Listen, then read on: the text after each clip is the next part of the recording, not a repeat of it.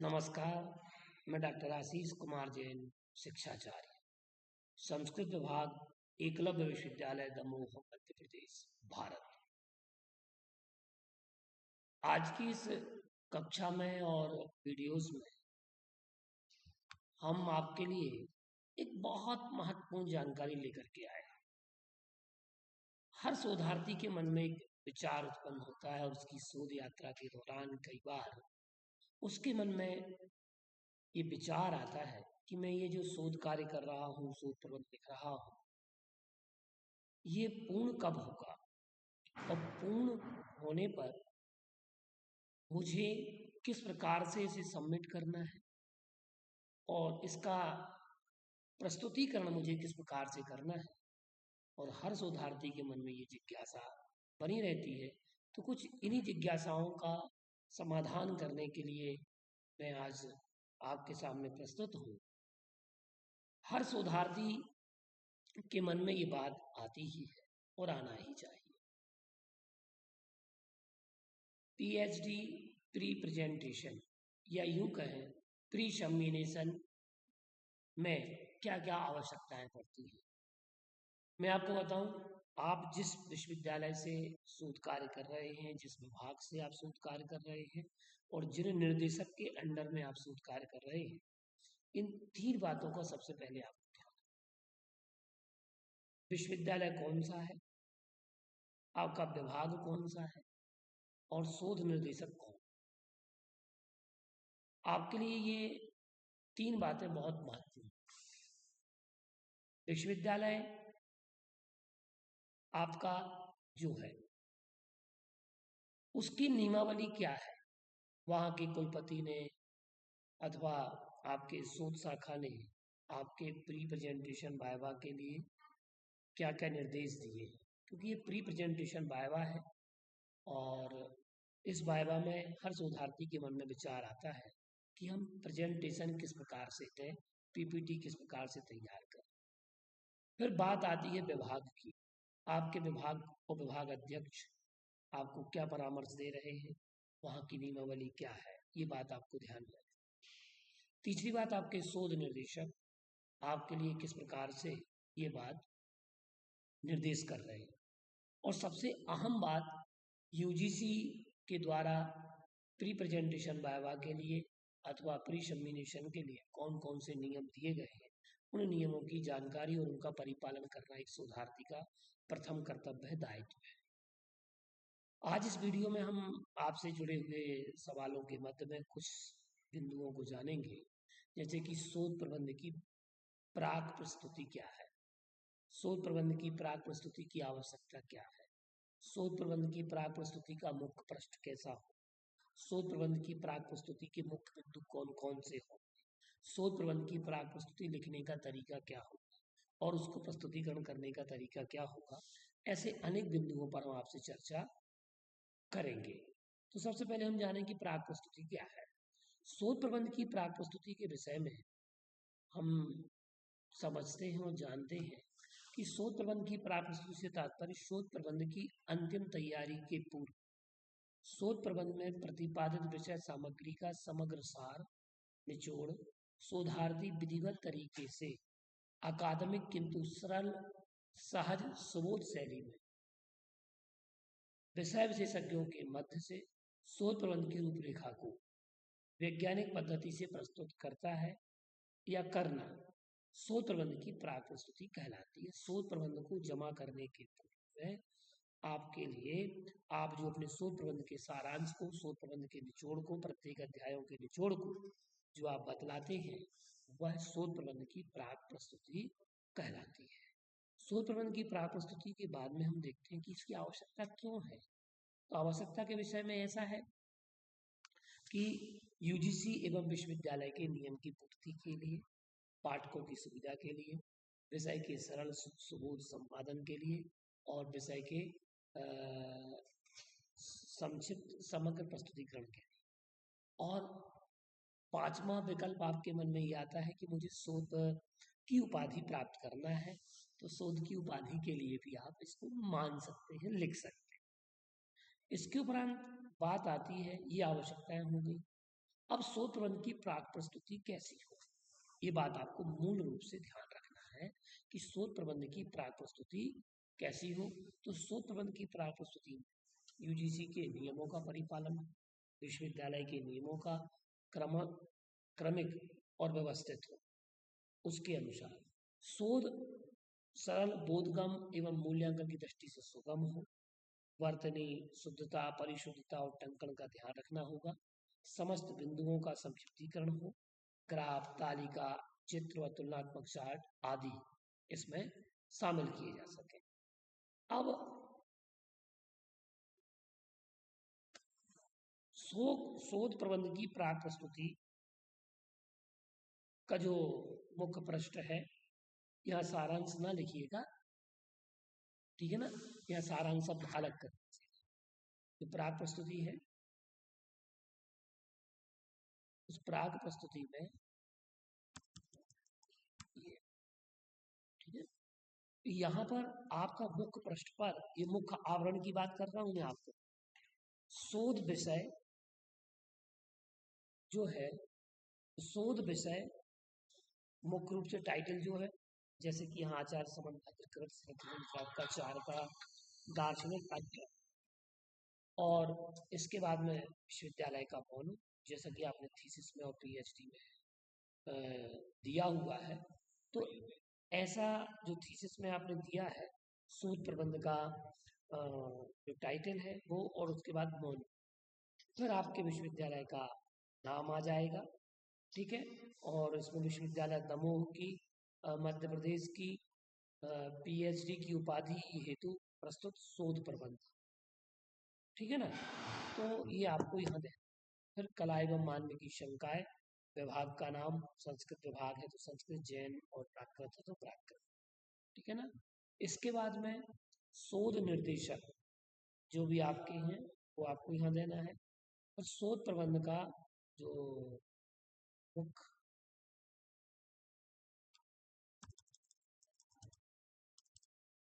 ठीक है। अब इसके बाद में अब आपके मुख्य बिंदुओं की हम बात करते हैं। ये शोध का विषय आ जाएगा, संबंध भद्र का दार्शनिक अध्ययन। फिर इसके बाद में यहाँ प्रस्तावना, विषय प्रवेश और भूमिका, ये आपको देना है इस पेज पर, कि प्रस्तावना में आप क्यों, और इसमें आपके पूरे शोध प्रबंध की प्रस्तावना है। इस बात को ध्यान में रखना आप लोगों को कि देखिए, जब आपने रजिस्टर्ड करवाई थी पीएचडी, तब आपने कुछ अनुमानित बातें लिखी, लेकिन अब आप एक शोध प्रबंध की प्रस्तावना लिख रहे हैं। तो जो जिन्होंने समग्र अध्ययन किया है शोध प्रबंध का, तो अब इसकी जो भाषा होगी ये शोध प्रबंध की प्रस्तावना के जैसी होना चाहिए। अभी आप प्रस्तावना लिख रहे थे सामान्य, अब आपको शोध प्रबंध मान के ये चलिएगा।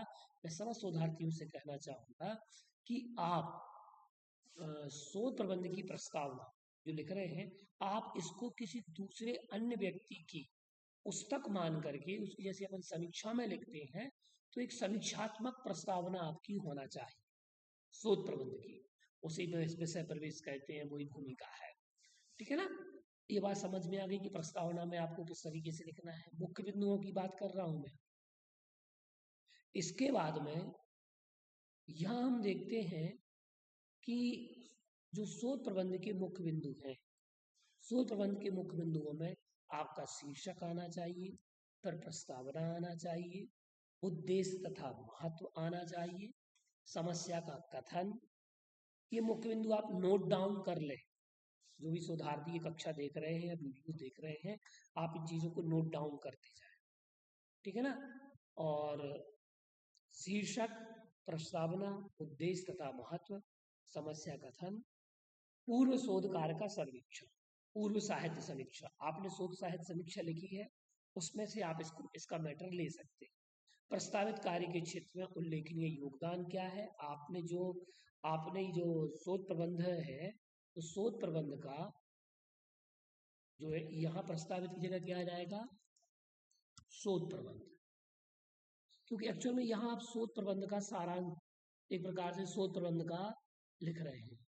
तो शोध प्रबंध का कार्य के क्षेत्र में अवदान, फिर शोध प्रबंध में प्रयुक्त परिकल्पना, कौन कौन सी परिकल्पनाएं आपने हाइपोथेसिस प्रयुक्त की है, और शोध प्रबंध की योजना एवं परिसीमाएं, प्रस्तावित शोध के भावी परिणाम, परिशिष्ट संदर्भ ग्रंथ सूची, ये बात लिखना है। अब आप देखिए, आप बिल्कुल टेंशन में बिल्कुल ना रहें कि ये किस तरीके से तैयार होगा। मैं इसका बहुत इजी गोइंग जो इसका जो तरीका है, मैं वो तरीका आपको बता देना चाहता हूँ। इस बात को आप बिल्कुल ध्यान से सुने कि जो इसका इजी गोइंग तरीका है, वो इजी गोइंग तरीका आपको किस तरीके से रहेगा, जो बहुत इजी गोइंग हो जाएगा, बहुत सरल हो जाएगा। आप अगर कहें तो मैं आगे वीडियो में बताऊँ आप लोगों के लिए। तो जितने लोग जुड़े हुए हैं वो अपना हैंड का साइन बना करके सेंड करते हैं, ठीक है ना।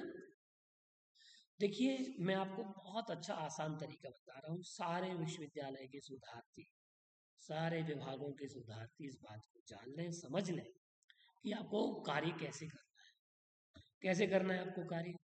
तो मैं आपको बताऊं कि आप लोगों ने सिनॉप्सिस बनाई है कि नहीं बनाई है? बनाई है।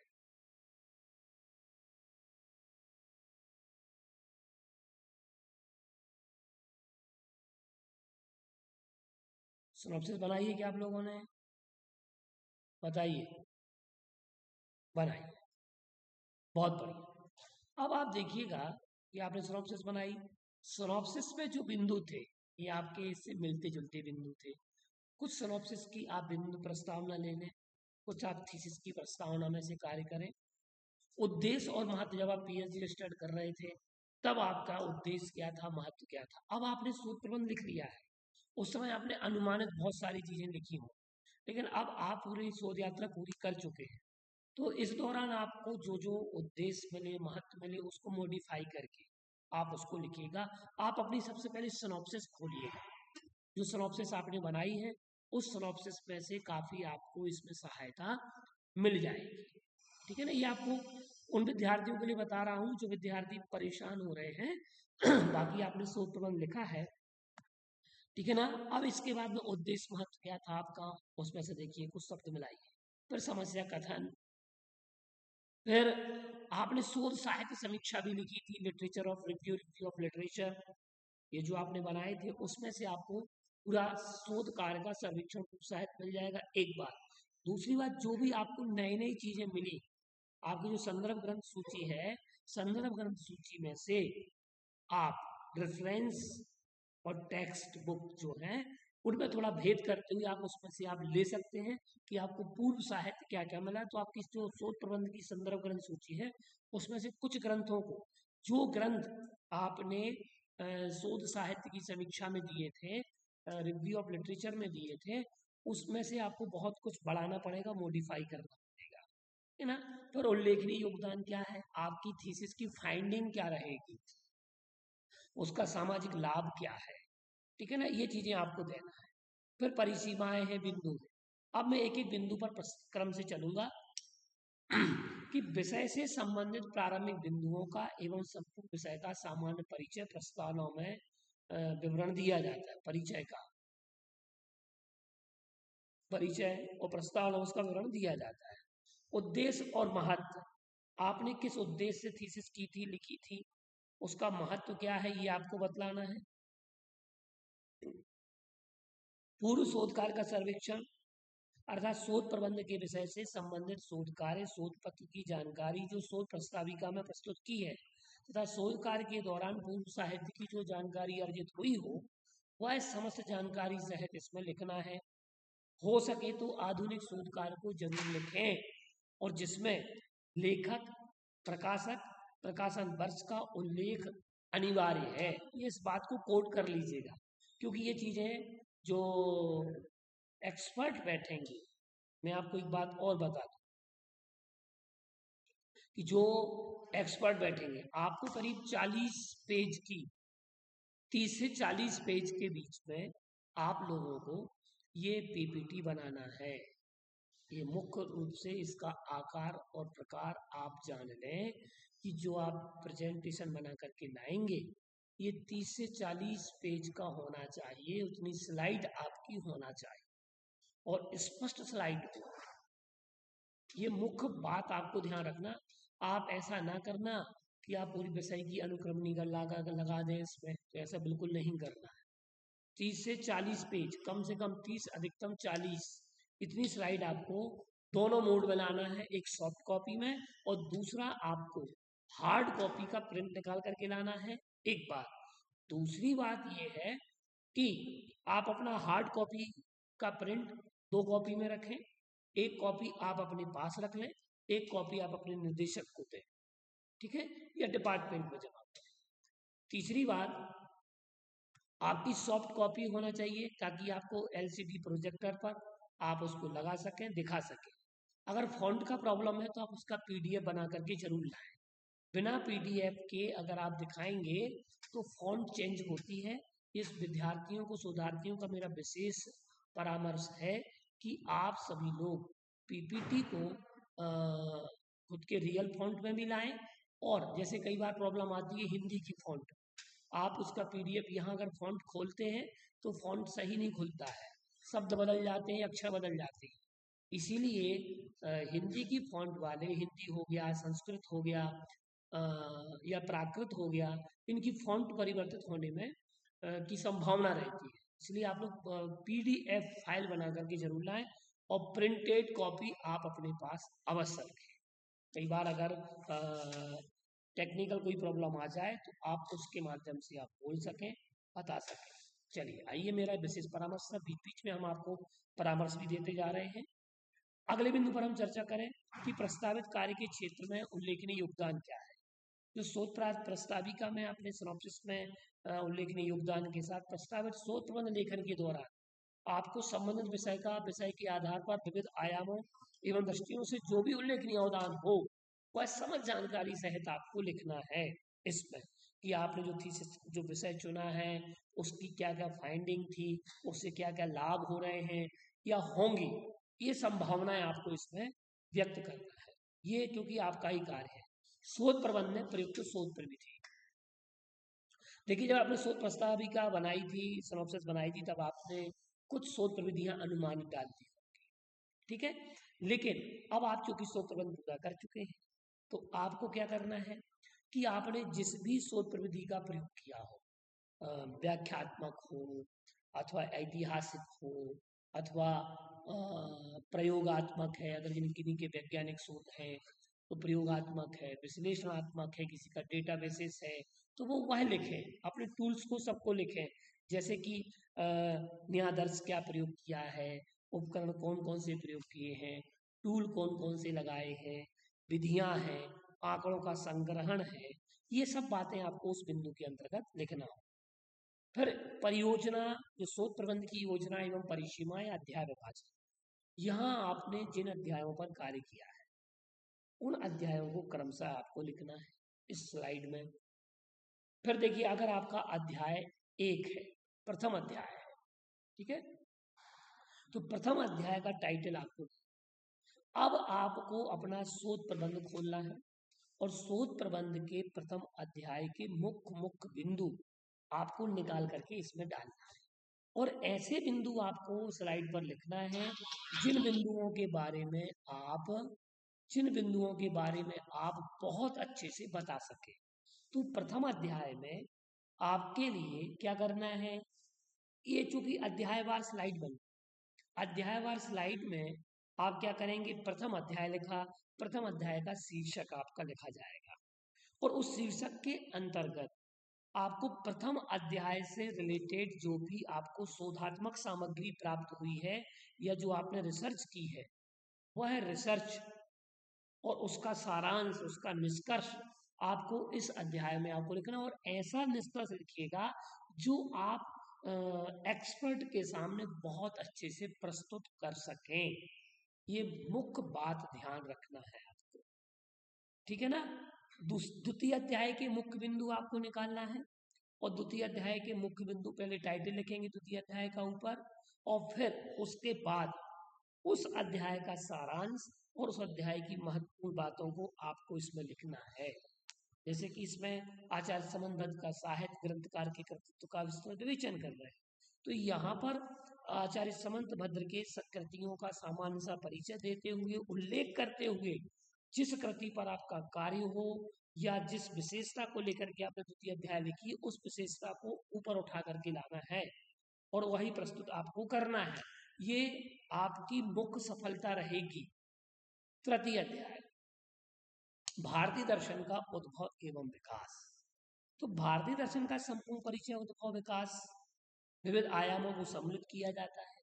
संस्कृत साहित्य है, प्राकृत साहित्य है, दर्शन शास्त्री परंपरा है, परिचयात्मक शोधपूर्ण अध्ययन प्रस्तुत आपको करना है, टाइटल आपको डालना है।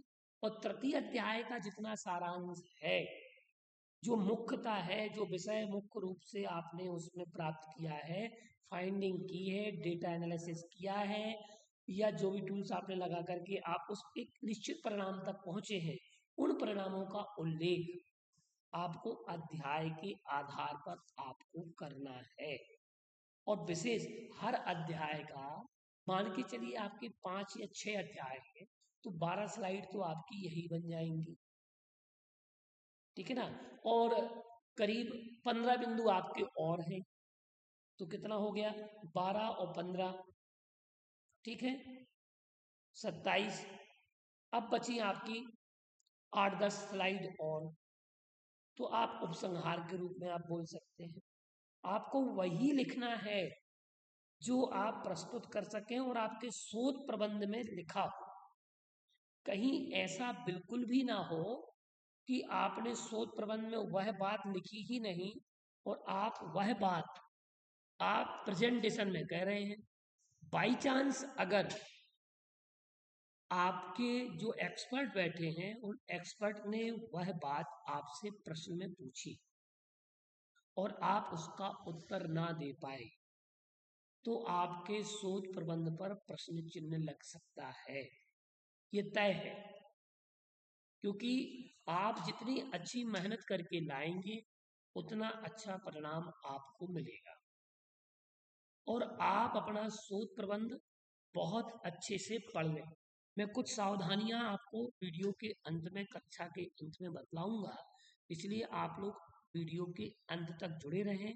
और बहुत सारी चीज़ें आपको प्रैक्टिकली हम आपको बताएंगे कि किस प्रकार से वाइवा होता है, किस प्रकार से। ये तृतीय अध्याय हो गया, ठीक है ना। तृतीय अध्याय के बाद चतुर्थ अध्याय, कि चतुर्थ अध्याय में आप क्या टाइटल डालेंगे, और जो चतुर्थ अध्याय आपका है, उस अध्याय के मुख्य बिंदुओं को, मुख्य चीज़ों को आप केंद्रित करेंगे और यहाँ पर हाईलाइट करेंगे। अगर आपके बहुत सारा कार्य है तो उन बिंदुओं को आप स्लॉट वाइज लगते जाएं, लगाते जाएं, जिससे कि ये क्लियर होता है आपको कि आपने क्या क्या इसमें किया है, ठीक है। इसके बाद पंचम अध्याय, उपसंहार है तो उपसंहार और पूरी विशेषताओं को, समस्त विषयों में वर्णित विषय की समीक्षा, निष्कर्ष, विशेषताओं का उल्लेख करते हुए शोधपरक अध्ययन इसमें प्रस्तुत किया जाता है, और जिसमें उन ग्रंथों के उद्धरण भी दिए जाते हैं, ठीक है ना। और उसका निष्कर्ष, परिशिष्ट, आपने परिशिष्ट में जो जो चीजें लगाई हैं, संदर्भ ग्रंथ सूची लगाई है, विशिष्ट पारिभाषिक शब्दावली का प्रयोग किया है, विशिष्ट चित्रावली का प्रयोग किया है, तो आपको ये भी चित्र आप लगा सकते हैं। कई लोगों का शोध जो है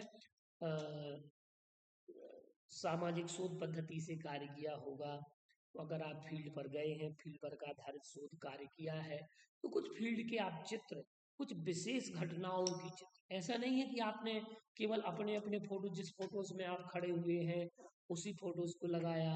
विशिष्ट चित्रावली में आपके लिए मुख्य रूप से ये ध्यान रखना है कि आप जिस तथ्य को बतलाना चाह रहे हैं, वो तथ्य सबके समक्ष प्रस्तुत हो सके। तो इसलिए ऐसी विशिष्ट चित्रावली का प्रयोग करना है, ना कि आप हर फोटोज में आप कहें कि मैं ही वहां भगा हुआ हूँ, मेरा फोटो आना चाहिए।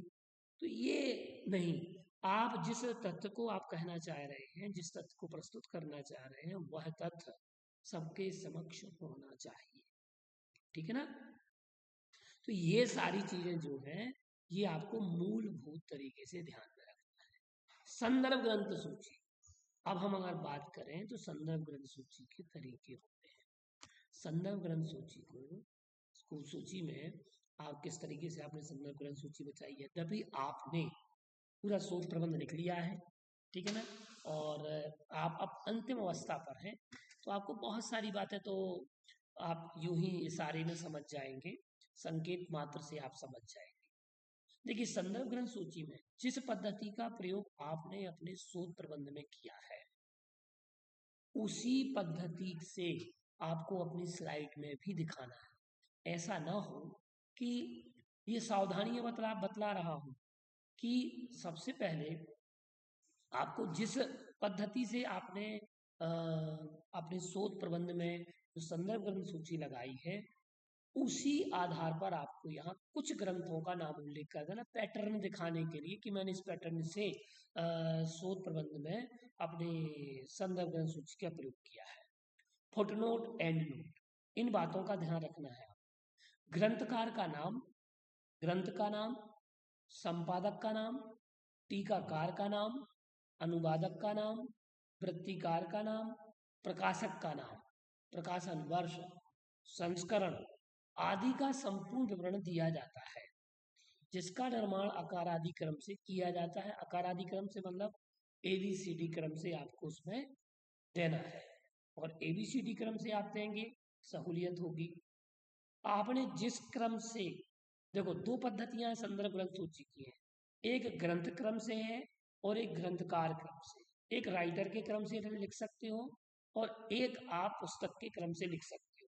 तो जिस क्रम का आपने प्रयोग किया हो, वही क्रम और वही स्लाइड आपकी इसमें होना चाहिए।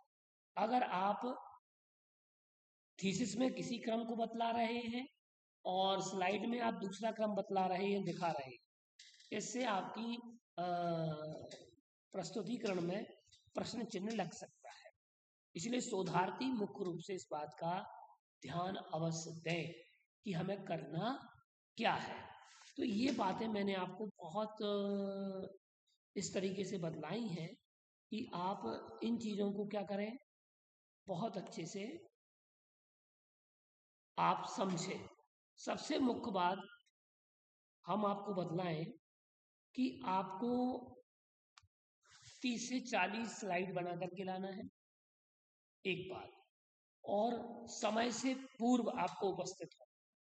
जो भी आपको डेट दी गई है, उस डेट के पूर्व और जो समय दिया गया उस समय के पूर्व आप उपस्थित हो।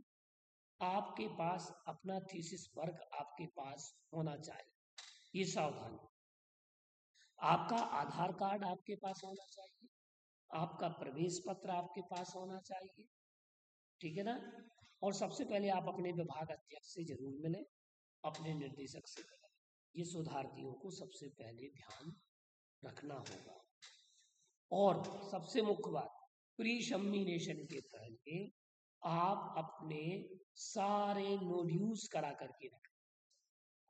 होता क्या है, समस्या यहाँ आती है कि आप कई बार विद्यार्थी सीधा मीटिंग हॉल में पहुंच गया, अब उसके नोड्यूल्स क्लियर नहीं है, अब वो दिन भर अपना नोड्यूल्स क्लियर कराने में लगा दे। मैं सावधानियां बतला रहा हूँ आप लोगों के लिए।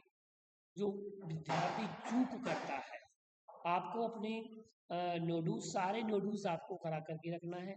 फीस से संबंधित, लाइब्रेरी से संबंधित, अकाउंट से संबंधित अथवा विभाग से संबंधित जो भी नोड्यूल्स हो, छात्रावास के नोड्यूल्स हो तो छात्रावास से संबंधित आपको नोड्यूल्स सबसे पहले करा के रख लेना है। इसलिए एक दिन पूर्व आप अपने उस स्थल पर, मीटिंग स्थल पर पहुंचे जहां आपको बुलाया गया है, विश्वविद्यालय में आप परिसर में उपस्थित हों। सबसे पहली सावधानी।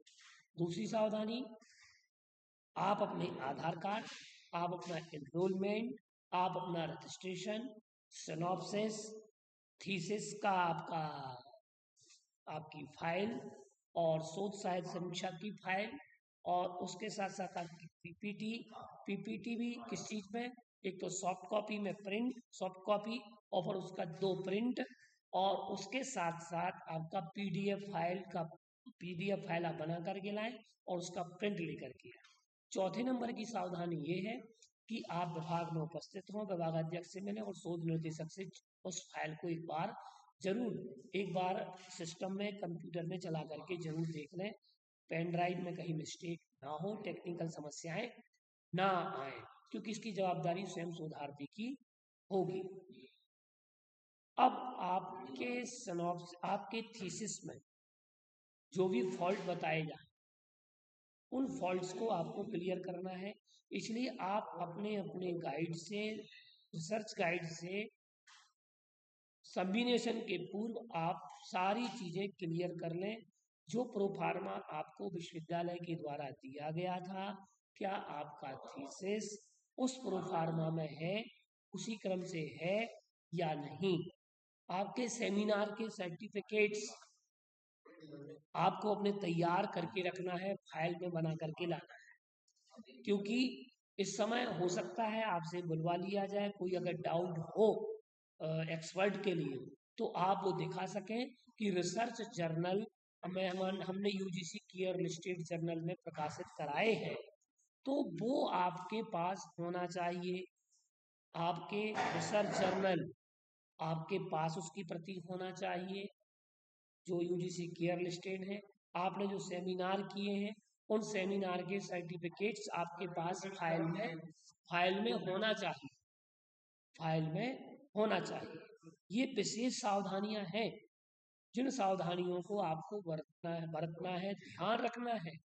इसके बाद आप प्रेजेंटेशन दें, जब आपकी अटेंडेंस यहाँ हो जाए, अटेंडेंस के बाद आप अपने मीटिंग हॉल में पहुंचेंगे। मीटिंग हॉल में एक्सपर्ट बैठे हो।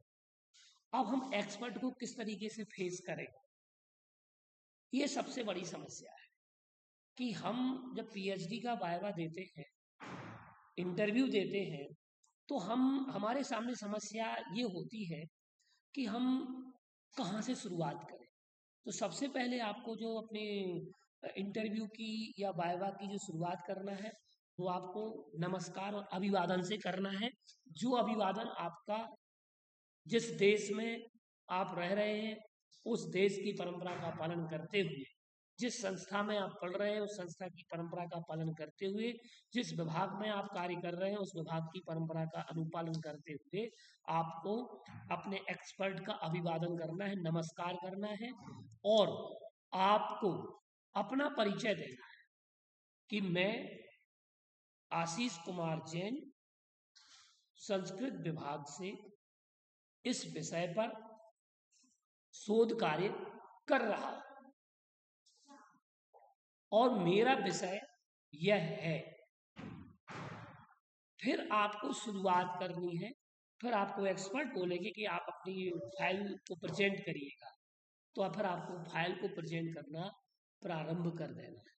अब उसमें भी आप विशेष रूप से ध्यान रखें, आपको केवल उन्हीं तथ्यों को छेड़ना है, उन्हीं तथ्यों को छूना है, उन्हीं तथ्यों को स्पर्श करना है जो तथ्य आप बहुत अच्छे से प्रेजेंट कर सके। क्योंकि थीसिस में आपने बहुत कुछ लिखा होगा, लेकिन उनमें से उन्हीं तथ्यों की तैयारी आप करके आए जो तथ्य आपको प्रेजेंट करना है। एक बार कुछ ऐसे अनछुए तथ्य भी होंगे जो तथ्य आपने छुए ना हो, तो इसलिए आप अपनी थीसिस को कम से कम 5 बार पढ़ करके आए। क्योंकि और उसको इस दृष्टि से पढ़ना है कि उसमें अगर कोई मिस्टेक्स मिल जाए, मात्राओं की, अक्षर की, कुछ दूषण उसमें लगा हुआ हो अक्षर पद मात्रा से, दूषित कुछ हो, तो उसमें आप सुधार कार्य कर सकते हैं। अक्षर का है, पद का है, मात्रा का है, या वाक्य विन्यास का है, वाक्य संरचना का दूषण है, तो इन दूषण को भी आप निकाल लेंगे। 5 बार आपको कम से कम थीसिस पढ़ना है, शोध प्रबंध को पढ़ना है सरसरी तौर पर, और डीप टू डीप पढ़ते भी जाइएगा। आपके अध्यायों के नाम आपको याद होना चाहिए।